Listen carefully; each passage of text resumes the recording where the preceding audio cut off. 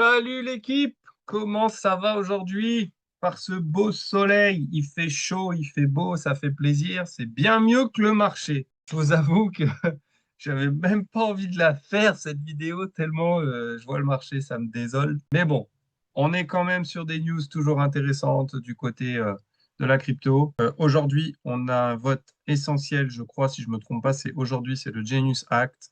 Ce serait vraiment, vraiment une bonne nouvelle pour la crypto et surtout pour la clarté. D'accord? On va regarder tout ça. Je vous ai trouvé un nouveau projet. Je vais vous en parler à la fin de la vidéo, je pense. Assez sympa. Je pense qu'il peut vous intéresser. Après, voilà, c'est une petite cape. Chacun fait comme il veut. Chacun fait ses investissements comme il le sent. Ça peut être une petite cape intéressante à jouer quand on aura des signaux assez forts du marché ou si vous avez vraiment de l'argent à perdre, de l'argent à tenter sur quelques micro-caps en quelque sorte. Mais je pense que ça peut être pas mal. Il aura forcément une utilité dans le futur, pas forcément les projets que moi j'affectionne le plus, mais c'est quand même un projet qui peut être intéressant. Donc on va regarder ça à la fin. Je vais vous montrer ça à la fin de la vidéo. Ok, alors comme on peut voir aujourd'hui, tout est rouge. On va boire un petit coup là, parce que sinon ça va me. Il y a beaucoup, hein. Elle va être longue à mon avis, cette vidéo. Et vu que Sacha ne fait pas de live ce soir, on va essayer de faire le tour un peu de tout ce qui peut se passer. Donc, on voit que on a du rouge, du rouge, du rouge, du rouge partout. Voilà, comme vous pouvez le voir. Il y a vraiment du rouge partout. On a la guerre entre l'Iran et Israël. Le marché, on avait l'impression qu'ils s'en foutaient. Maintenant, de nouveau, on est en train de redescendre. C'est vraiment, excusez-moi du terme, c'est du foutage de gueule en quelque sorte. En gros, les market makers, ils sont en train de se régaler à acheter, vendre. Bref, ils suivent les ordres un peu de Binance et de comment on appelle ça, de Coinbase, qui font le jour et la nuit aussi avec Bybit, un peu tout. Enfin bref, c'est assez déconcertant. Mais bon, nous, on s'en fout, on est là sur du long terme. On a des projets long terme dans nos wallets. On a aussi des projets court terme et moyen terme.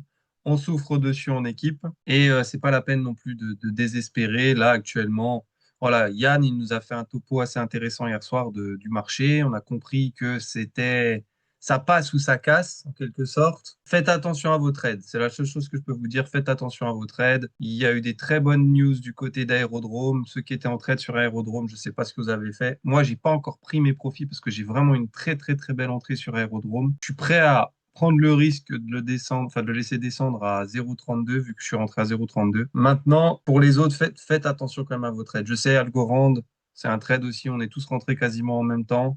Là, il doit être à 0,17 quelque chose. Beaucoup auront leur prix de liquidation à 0,14, 0,12. Donc, faites attention à tout ça. Et puis, allez, c'est parti, hein. On va regarder comment ça se danse. Donc, du rouge partout, ça, c'est ce qu'on voit. OK? On voit en horaire, par contre, en heure, on voit qu'il y a quand même des petites cryptos qui se réveillent un petit peu. Mais bon, la plupart, c'est vraiment que du rouge. En weekly, on a du gros rouge partout, à part du côté de notre ami Aérodrome.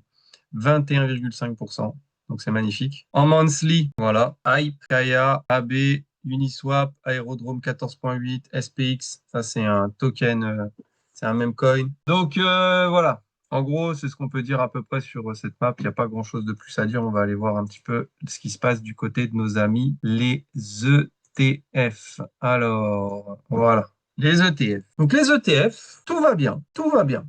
Franchement, les entrées d'ETF pardon, sont de plus en plus importantes. On voit clairement que là, 408 millions de dollars, là on a eu 320 millions de dollars. Ça fait quand même une belle, belle semaine de nouveau qui est entamée au niveau des ETF en 2 jours, là, ça a déjà été pas mal. Enfin, pardon, excuse-moi, le lundi. Du côté d'Ethereum, là, ça s'est calmé un petit peu, mais bon, on a quand même eu 21 millions de dollars. Franchement, c'est pas déconnant, c'est vraiment pas déconnant. C'est sûr que comparé à ces journées-là, là, c'était différent. Mais là, voilà, il y a quand même la guerre qui s'est mise en place, les incertitudes, enfin, toutes ces choses-là. Donc, 21 millions de dollars. Par contre, BlackRock continue toujours d'en acheter. Ça, c'est vraiment intéressant de voir à quel point ils en accumulent. Donc, les ETF, toujours des bonnes entrées. On va pas se plaindre. Ensuite, du côté des annonces économiques. Donc là, on a eu chaud. Le Japon n'a pas du tout bougé ses taux d'intérêt. Comme on peut voir, on avait le forecast à 0,5, le consensus était à 0,5. Précédemment, c'était à 0,5. Donc on est resté à 0,5. C'est une excellente nouvelle pour les marchés mondiaux. Comme on en discutait hier soir, si le Japon avait décidé de monter les taux, là, par surprise en plus, là, ça aurait fait très mal. Là, ça aurait fait très, très, très, très, très mal au marché. Pour le moment, on est content. on a une stabilité du marché du côté du Japon. On verra le mois prochain qu'est-ce qui va se passer. Là, on a une nouvelle qui n'est pas très très bonne pour les États-Unis, mais c'est une bonne nouvelle pour les marchés. On va aller voir ça, comme ça vous allez voir exactement en quoi ça consiste, parce que je l'ai mis dans Analyse du marché. Voilà, c'est ici.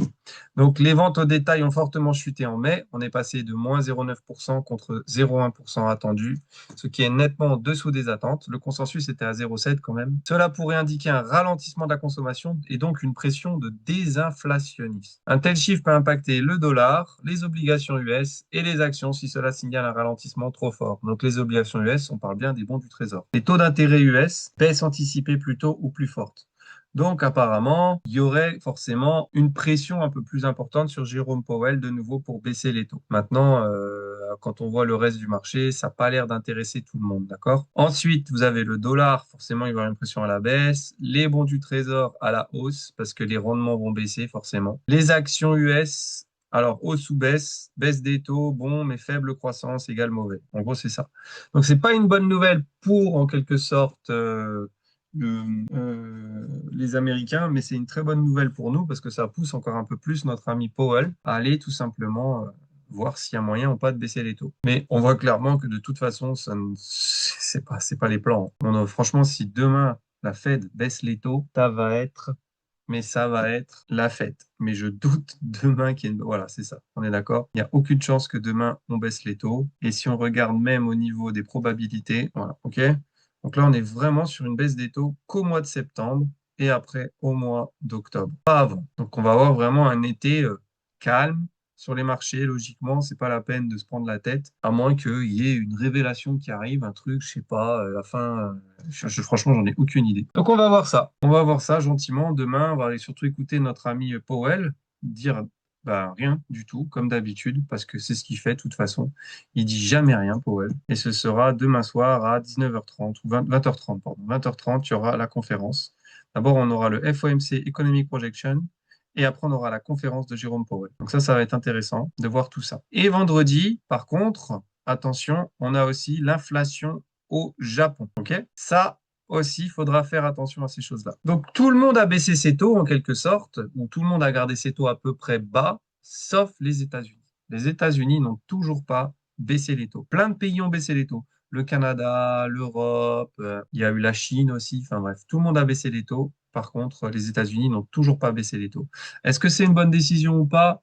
Tout dépend comment vous voyez le côté économique. Il faut savoir qu'une baisse de taux va engendrer forcément, il y aura derrière des répercussions qui seront peut-être graves si on baisse les taux maintenant. Donc, ça reste à voir, en quelque sorte. Alors, du côté des graphiques, on voit qu'aujourd'hui, Bitcoin est en train de baisser. Il baisse bien d'ailleurs, hein. Il est à 105 000 actuellement, 105 400. C'est une baisse de moins 1,23%. Hier soir, Yann nous a fait l'analyse. Je pense que j'aurais pas grand-chose à dire de plus. On voit que le CME est à 105 685. La bougie est vraiment importante. C'est probablement eux qui sont en train de tirer vers le bas le marché. Je ne dirais pas à 100%, mais il y a une bonne partie du CME qui doit être en train de tirer vers le bas le marché. Ensuite, on a Bitcoin ici, donc voilà l'index, pareil, voilà, bon, bah, ça descend à 105 543. Voilà, donc il y a pas, franchement, il n'y a vraiment pas grand-chose à dire sur Bitcoin. On attend, on attend de voir. Yann nous a parlé de cette zone, elle a dit que cette zone était très importante vers les 104 000. Donc en espérant que les 104 000 tiennent. Si les 104 000 ne tiennent pas, forcément, il y aura de la liquidité à aller chercher vers ici, les 99 000, voire même plus bas du fond value gap, 97 800, 97 900 où là, on n'a toujours pas récupéré cette liquidité. Le marché, il le sait. Il sait qu'il y a cette liquidité à aller chercher. Donc, à un moment ou à un autre, peut-être que ce serait vraiment un flash crash. Genre, il y en a beaucoup qui parlent de ça, là. Les exchanges raffolent de ce genre de choses. C'est ce qu'on appelle le V. D'accord? C'est on descend, dump and pump directement derrière. C'est quelque chose qui est très fréquent. Il y en a beaucoup. Ça se fait beaucoup. Regardez, ça, c'en est un, par exemple. Tac, tac. D'accord? Si on met en plus petit time frame, on verra. Mais là, vous en avez un. Ça descend, ça remonte. C'est automatique. Ça, c'est une manipulation des exchanges. On va chercher la liquidité, puis tac. Donc, ce serait pas déconnant. Peut-être, hein, je dis bien, après, ça dépend. Il faut voir hein, comment le marché va réagir, mais d'aller chercher ici, en espérant que ça reparte très vite derrière. Tout en sachant qu'il y a ce bloc ici aussi qui traîne, qui a jamais été pris.